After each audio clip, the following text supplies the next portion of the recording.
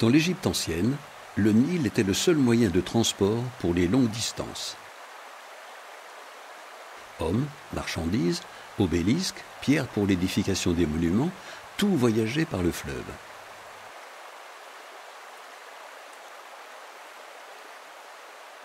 Pour les embarcations légères, les Égyptiens utilisaient les tiges de papyrus, une matière première abondante à l'époque dans toute l'Égypte.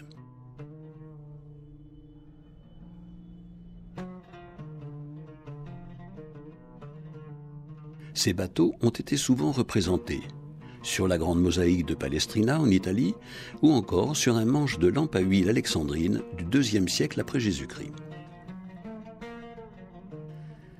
Ces bateaux en papyrus ne sont plus fabriqués en Égypte depuis longtemps.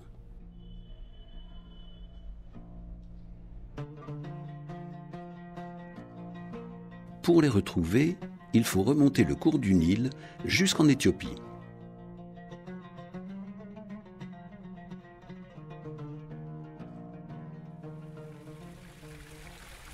À 1850 mètres d'altitude, le lac Tana, traversé par le Nil bleu.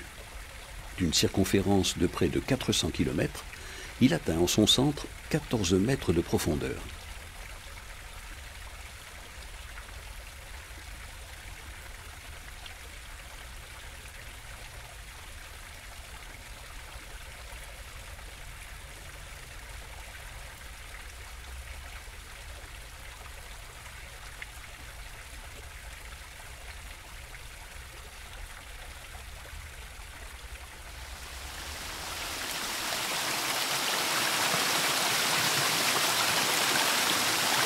Les chutes de Tis Issat, l'eau qui fume, des chutes de 45 mètres de haut.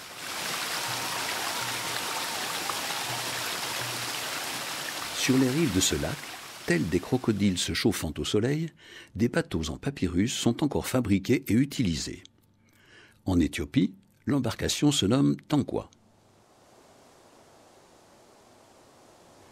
S'abritant derrière un rideau de roseaux, le papyrus pousse de façon naturelle sur les rives du lac Tana.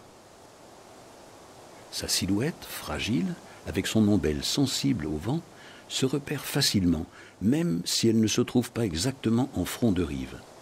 Elle peut atteindre plus de 3 mètres de hauteur, avec une section à la base qui avoisine 7 à 8 cm. L'accès au papyrus est libre et gratuit, et l'on va s'y servir selon les besoins. À l'aide d'une serpette, on la coupe bas, car elle sera utilisée sur toute sa hauteur. Suivant son épaisseur, il conviendra aux différentes parties des bateaux à construire.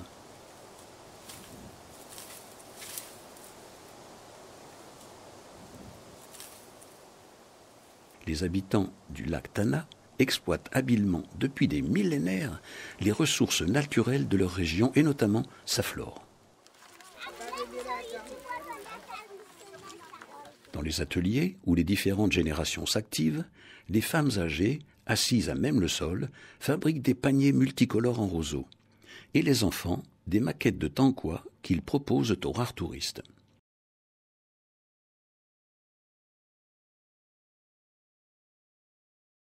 Les hommes se consacrent aux objets de plus grande taille. Outre les Tankwa, des nattes en papyrus comme ici, ou aussi des nattes de roseau, des clôtures et des portails en bambou, des toitures de maisons et d'églises en chaume.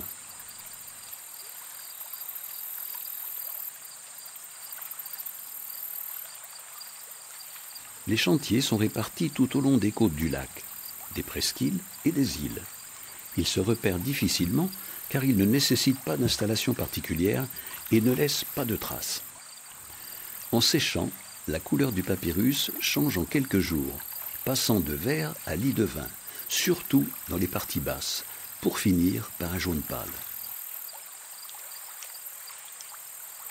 La quille est la première pièce mise en place. C'est un rondin d'eucalyptus, une sorte de perche non dégrossie, coupée selon la longueur du bateau à construire.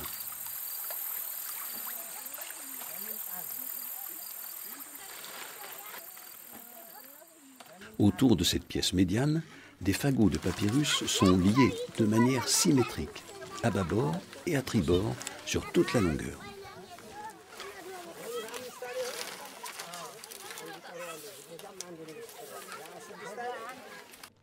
Chaque fagot est lié par une corde en papyrus. On divise en deux dans le sens de la fibre la partie la plus fine de la plante et en la tordant, on enroule les deux parties.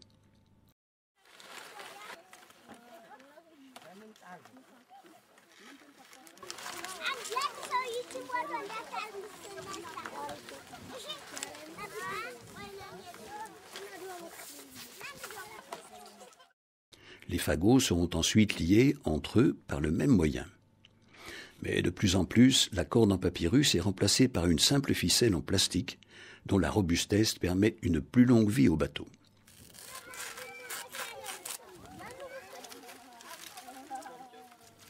Les parties basses du papyrus, les plus épaisses, constituées en fagots, tapissent le fond du bateau. Plusieurs fagots sont mis bout à bout, se superposant à leur extrémité. Des fagots, composés des parties hautes de la plante, plus fines et plus légères, sont réservés aux flancs qui dépasseront de l'eau, s'affinant encore vers la proue et la poupe. Contrairement au fond du bateau, les bordées sont composées d'un seul fagot sur toute la longueur de l'embarcation. Les fagots des deux côtés des flancs du bateau sont liés ensemble à leurs extrémités.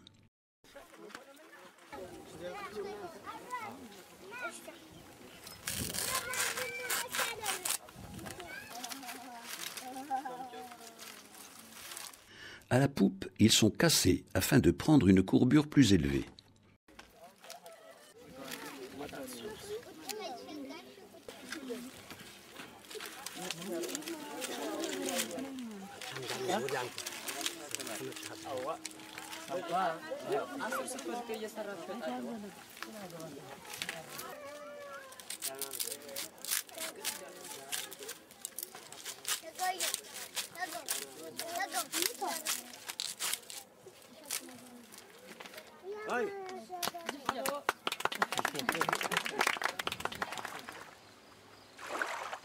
L'écartement des deux côtés est assuré, contre un éventuel repliement, par une sorte de gros fagot, lui aussi en papyrus, qui est placé dans le bateau.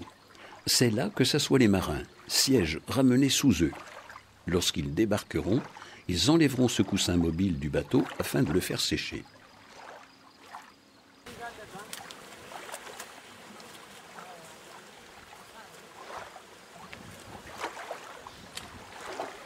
On dressera le bateau à côté, dans le même but.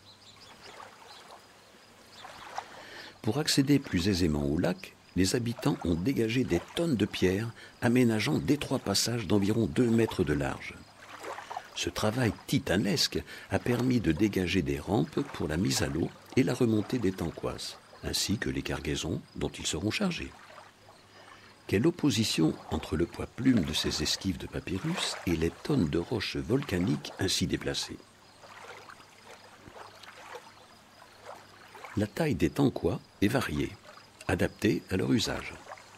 La moyenne des embarcations tourne autour des 3 à 4 mètres, mais on construit aussi des bateaux plus petits, comme des esquives d'environ 1,5 mètre de longueur pour les enfants.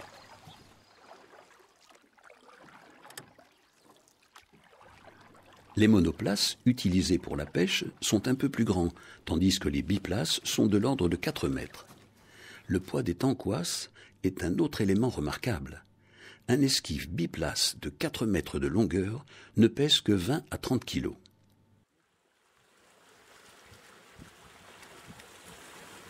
Le mode de locomotion peut être 1 ou 2 longues perches, ou bien une pagaie en bois, un simple rondin d'environ 2 mètres de longueur, parfois muni à ses extrémités de 2 sortes de raquettes. Dans le cas du biplace, les 2 hommes pagaient en cadence, soit du même côté, soit en alternance.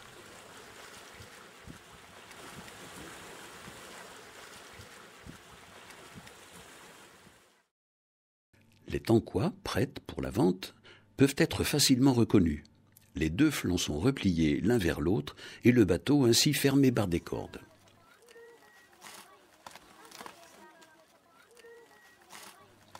Une tankoua coûte en moyenne 50 birs éthiopiens, soit un peu plus de 3 €. Sa durée de vie est d'environ 3 mois. Les usages de la tankoua sont divers et varient suivant la période de l'année. Tout d'abord, une des grandes activités est la pêche au filet, le plus souvent en monoplace.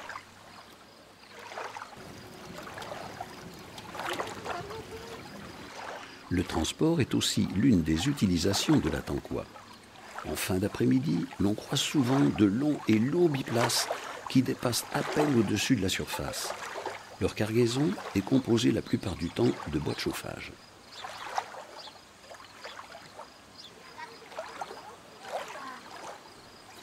Une autre utilisation de la tankoua est le transport de passagers. Le passeur ou la femme passeur transporte jusqu'à une douzaine de personnes à la fois qui, selon leur sens de l'équilibre, voyagent assis ou debout.